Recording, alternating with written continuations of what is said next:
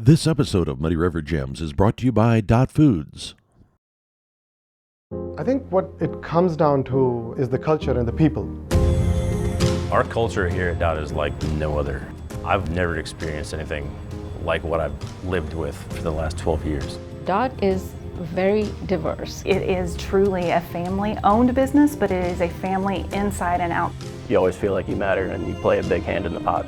There's so many opportunities to make a difference at Dot and really contribute to the success of the organization. The creeks in southern Hancock County, Illinois are well known by some as meccas for arrowhead activities. We're with one of the masters here. He's been collecting arrowheads his entire life. He's going to share all there is to know about him coming up on Muddy River Gems, brought to you by Dot Foods.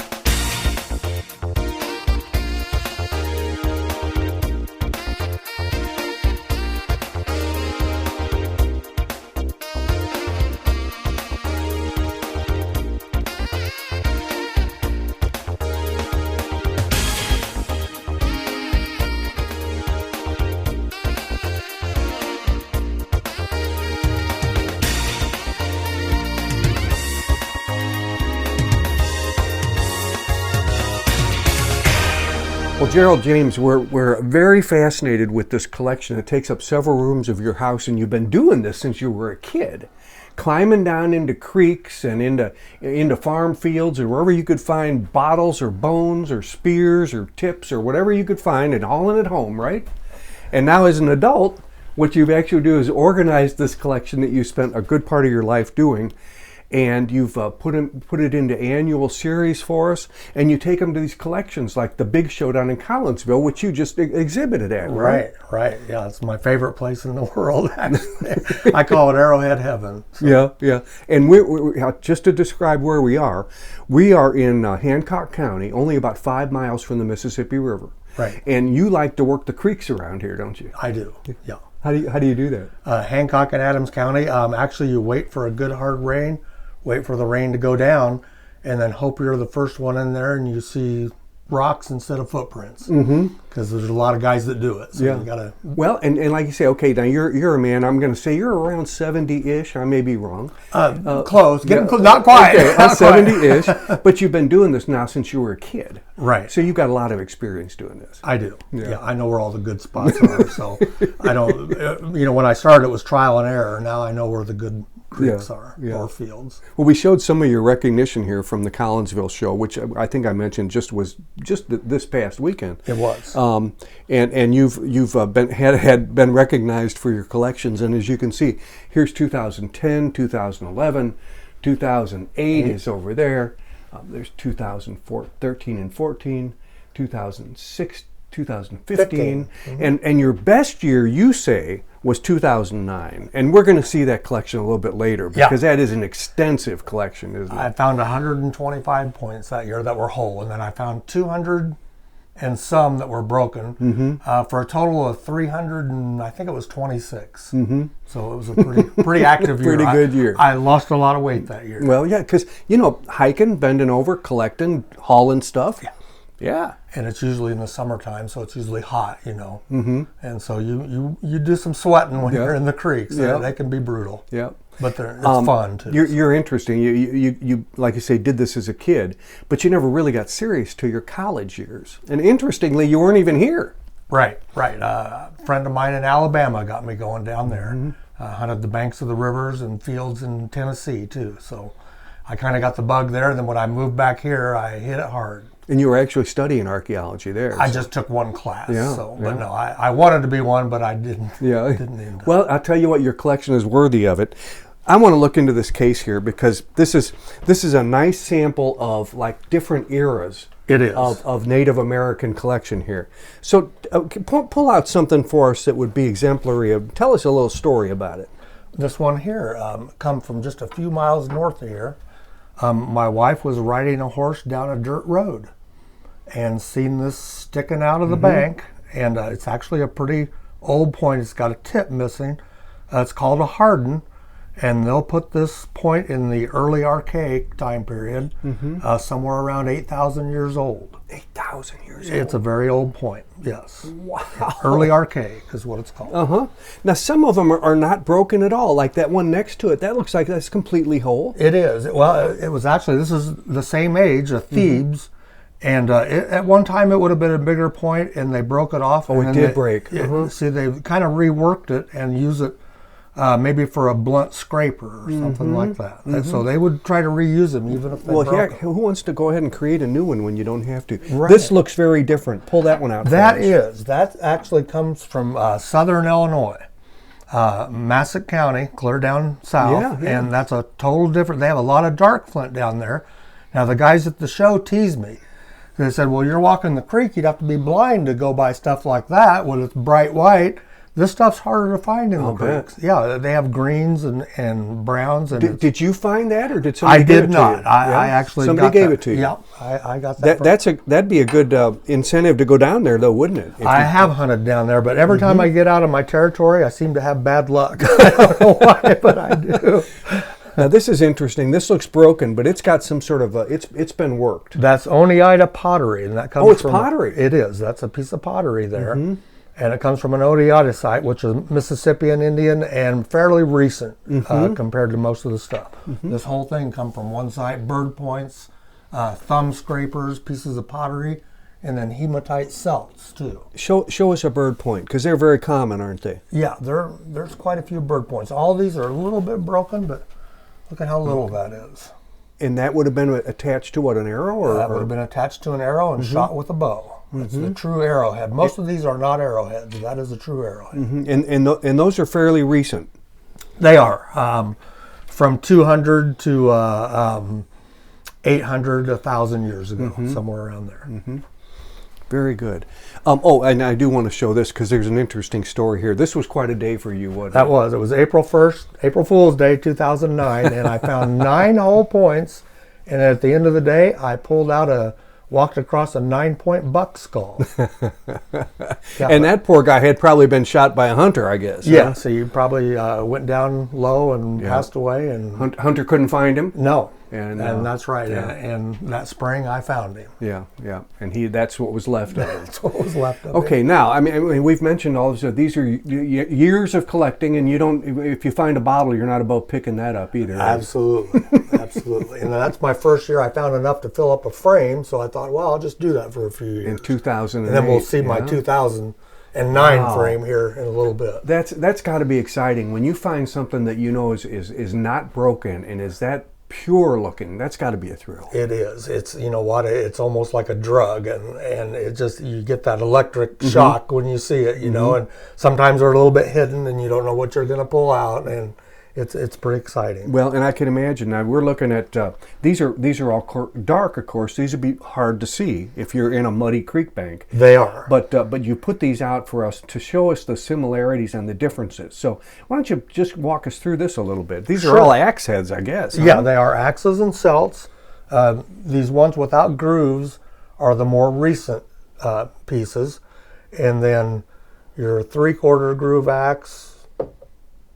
Then you've got a side groove, a Keokuk axe, and then your oldest is the full grooved axe. There's a groove all the way around it, and that's the first axes they started making in the United States. And to give us a likely date on something like that. Probably around 6,000 to 7,000 years, somewhere around there. My goodness. Yeah. How would they attach that to a spear or to the handle of some kind? There's actually guys that do that now. They're reenactors. And it's amazing. They can hap these onto a stout wooden stick, and there's videos of guys chopping trees down with celts and axes. They'll really make the chips fly if you do it just right. And another theory too, and this makes sense, well, here in the Midwest, you know how this last winter was. They had to drink during the winter. The ice might be a foot thick. I bet those busted a lot of ice in the day to get the water. Right. Yeah. And it would have to be something that you could attach to because you'd have to keep chopping. It wouldn't be just like if you threw a stone in there, you're not going to get anywhere. No, you'd have to keep... Yeah, or for ice fishing. That's exactly right. Yeah. Absolutely. Okay, take us over here a little. Now, you're not above picking up teeth either, are you? No, I find a lot of teeth in the creek, and some of them are probably prehistoric. We know this one is because this is a mastodon. Oh my goodness. Yeah, and actually I was in a big creek, and I was climbing over a high brush pile that was over my head. Yeah. And then when I was standing on the top of it, I looked down in the sand, and that was just laying right in the sand. Now, I knew we had mastodon here. That's so heavy. Isn't that amazing? Can you imagine the animal that could cart a mouthful of this around? That is one bad animal with a tooth that big. No. And that's I take it a molar, isn't it? Yeah, it is. It is. It's a little bit busted on one side. But Yeah, outrageous. Beautiful. Thanks. Beautiful. And of course, here's another one of these big. This is about the biggest as these. It is, and axe I heads bought get. that from an elderly farmer around Colchester area, and I call it Scarface because it's been hit so many times, but it survived. I try to write down. Probably can't see that. That's McDonough County, Illinois. I do see it. Yeah. And I try to put all the counties and everything. I'm in the process of doing that. I haven't finished everything, but and these are like my broken ones from last year. Here's one that I cussed and cried about for a long time because that would have been a phenomenal point. It would have been a phenomenal. Here's another one right here that I tend to cuss when they're broke. That color on that one is just absolutely stunning. And you know, while you're down in the creek, you'll find some things like this. Now, I was really quizzed about this. You pointed out to me, well, of course they were making buttons here. This was an industry, a big industry, wasn't it? So this is mother of pearl buttons. Yep, that's from Warsaw, Illinois. They had a button factory there. Okay, so never know what you'll find, do you? On this one's kind of interesting too. This rarely happens. You found both halves. In 2014, I found that. In 2015, I found that half. Oh, be darned. And actually, what a stroke of luck. The experts down at the show say that the native actually broke that themselves when they were making it. They made a mistake, and it busted it in half. And I don't know how they can tell that, but they know more than I do. They kept one, and the other one just ended up in your possession somehow. Well, it just got washed out of context, and I got lucky and found both pieces. Okay, there's an award up here from '93. What's that? That is the Nauvoo Grape Festival. They used to have an artifact show, and I can say it's 1993, so it's been a while. Oh, it has. That's before you became a serious collector. Yeah, I'd been going pretty good by then. But then we had our first child in '92, and that slowed things down for a few years.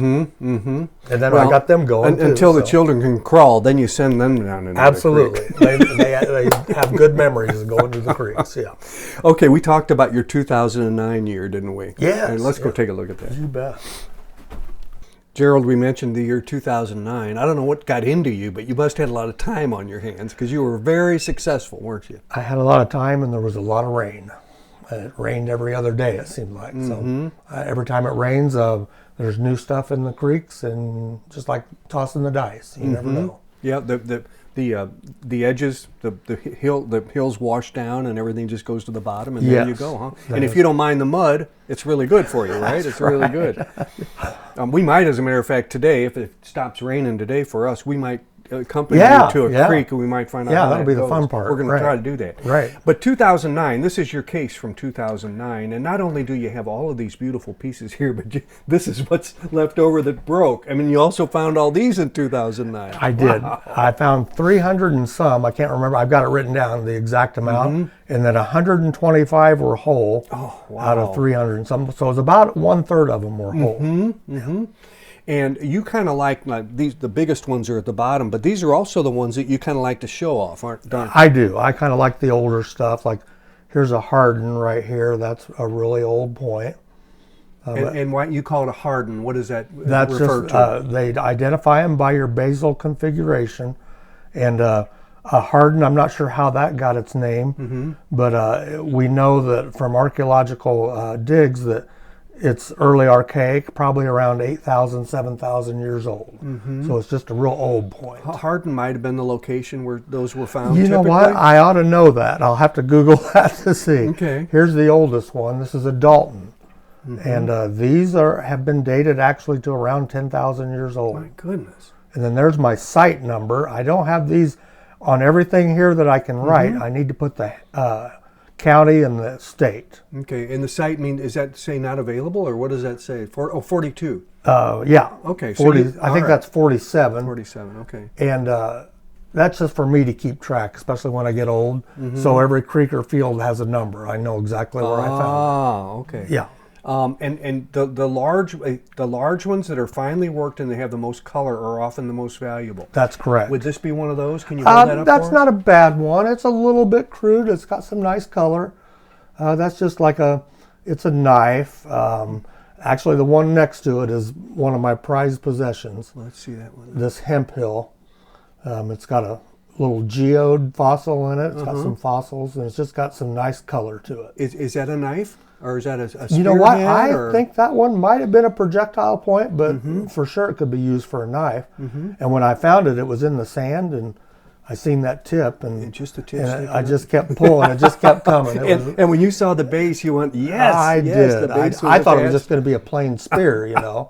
But when I seen those Wow. notches, I was happy. Yeah.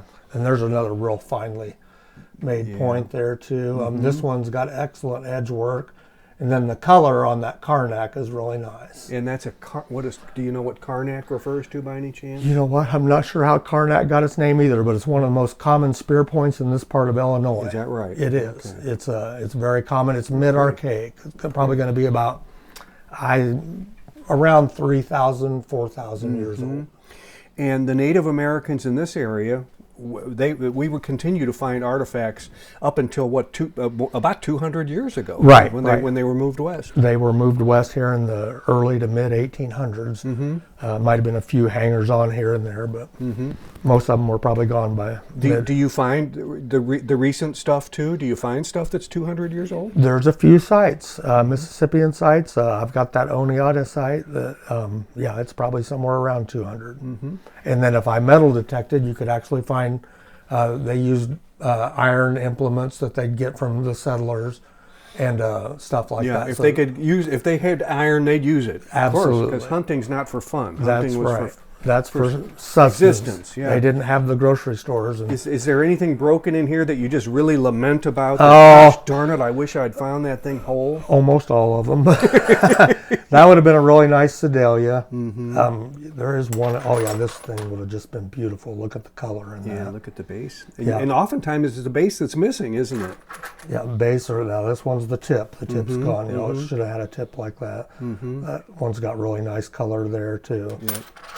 Yeah, there's all kinds of them in here. I wish that were whole. Do you ever go hunting and just get completely skunked, where you don't come back with anything? Too many times. Yeah? Yes. Yeah. It's kind of common actually. Hope that doesn't happen today, but it probably will.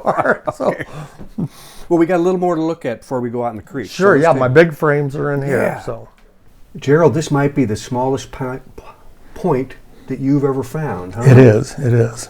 And these are all prior to 2008. Correct. Tell us about this little thing we're looking at. Well, actually, I started hunting the Mississippi River bottoms, and you'll find a lot of bird points down there. And I just happened to look down one day, and that's when I had good eyes back when I was Oh, young. you need good eyes to find and that I thing. still didn't think it was a point until I picked it up, and it was a little point. What about the one next to it? Now that's real rare. That's a Hickston silicified quartz, or sugar quartz is what they call it. It's from Wisconsin, and that come from an Oneida site not far from here. That's a Madison point, so it's a fairly recent point. And I mentioned these are all prior to 2008 and earlier. Right. So why do you keep these separate? Because you didn't get serious till 2008? Or Well, what? no, I just, you know what, I like those big cases, and I thought it'd be easier just to fill them up instead of having a bunch of little ones. And so that's how I started out with those two big cases. Now I want to replace them and get maybe even one big case or two nicer ones. Well, these look beautiful. And some of is this the biggest one you've ever found? Or You know what, it's close to it. It's and that not an one's- axe, of course. No, but- and actually there's a good story on that one. Dave Nolan did a study on that material called Payson Chert, and it's from Adams and Brown County.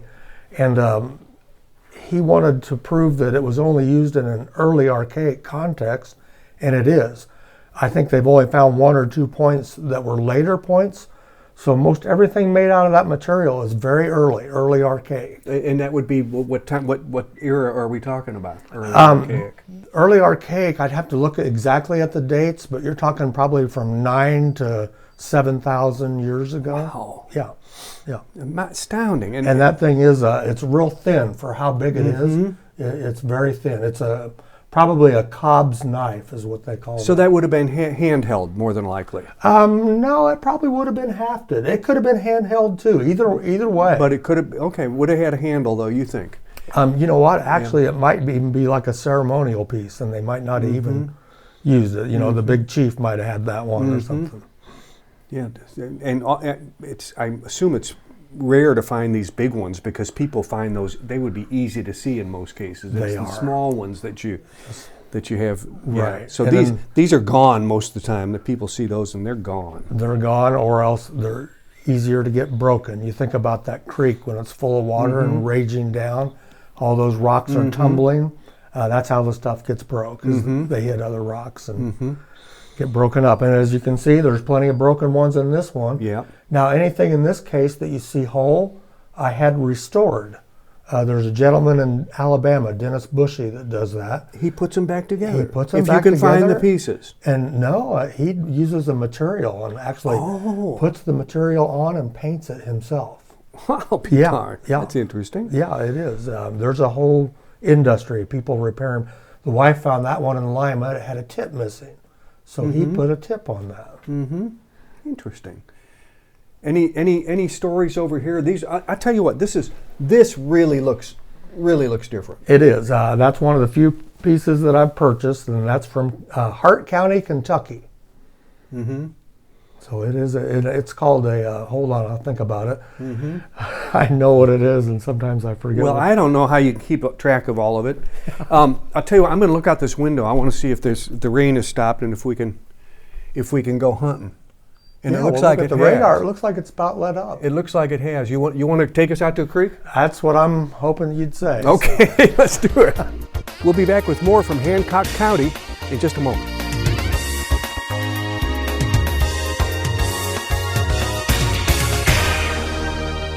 From our trucks to their lunch trays, to your local hospital, to your favorite pub, and to your kitchen table. For more than 60 years, Dot Foods and Dot Transportation have been stocking the shelves of your hometown. Sure, we've grown a lot, but at our core, we're still small-town, family-run businesses that care about our communities and the people who keep us running. Join the Dot family today and be part of something bigger. Why work at Dot? You could list out individual qualities forever. There's a lot of opportunities. They take care of the employees, they take care of the community. So our pay, our benefits, it's competitive. Time off, tons of flexibility. They're willing to work with you to help you advance.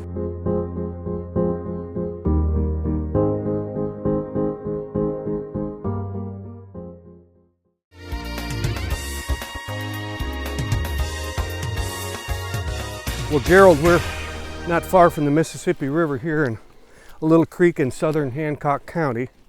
One of your favorite places to go. Ideally, what we would see here is after a big rain, this would have been flushed out a little bit, and maybe some arrowheads would have washed down. Right now, we haven't had that opportunity, have we? No, it's just it hasn't rained quite hard enough.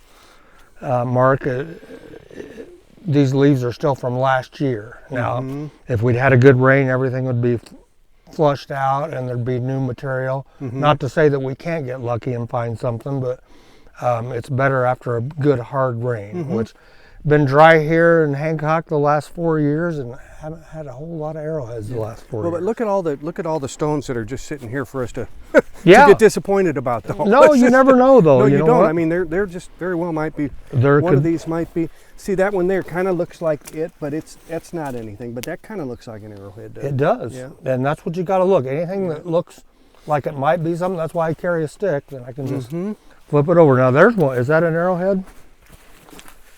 No, but it's a piece of chert. So that's chert is the material they would have made arrowheads out of? Flint. Yeah. Okay. That is definitely a piece. And well, it's not a. I thought that was a tip, but No, that's just like a piece of shale. Okay. Yeah.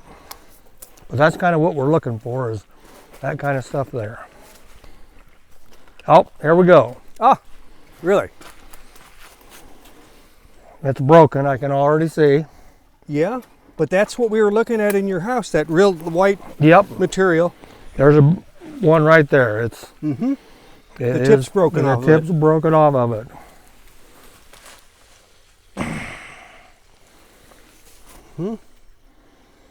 Yeah, it would have been probably about that long, and this is how you find most of them, guys. Broken. Thank you. I'll keep this as a keepsake. You're welcome to. Excuse me.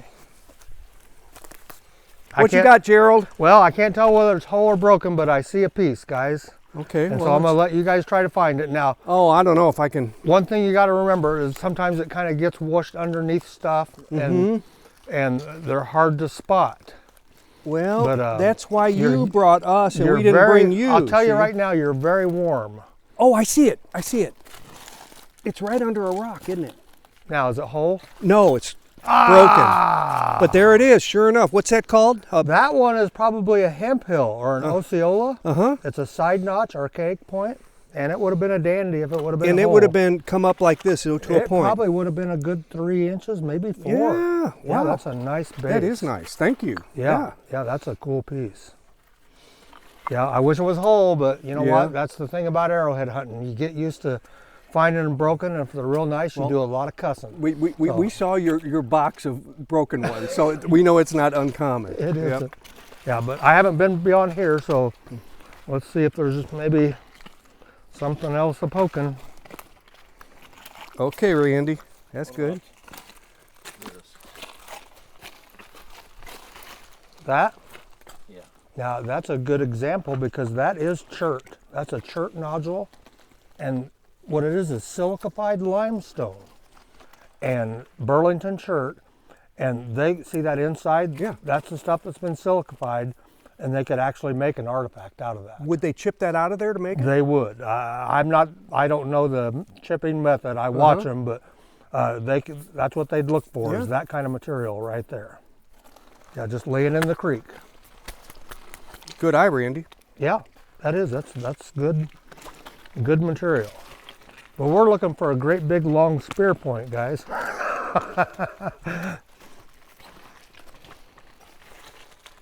That's a good place where you're up there, Mark, because a lot of times that stuff is up in that higher sand and stuff. Now there's something. See that? How that's glowing right there? Mm-hmm.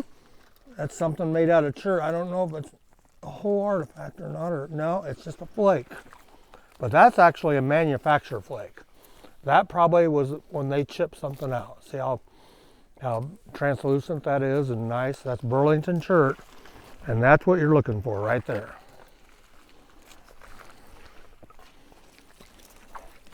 A lot of times I'll walk the water and then look up that way. It makes it almost a little easier.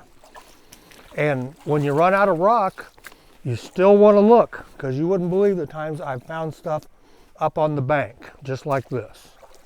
And there won't be any other rock around, but yet there'll be an arrow laying there. Well, it's been a long time since we've had a gully washer here, so we didn't really find a lot today. But what it does do is it makes you appreciate the extent of Mr. James' collection through the years. With another Muddy River Gem brought to you by Dot Foods, I'm Mark McDonald. Thanks for watching. This episode of Muddy River Gems was brought to you by Dot Foods.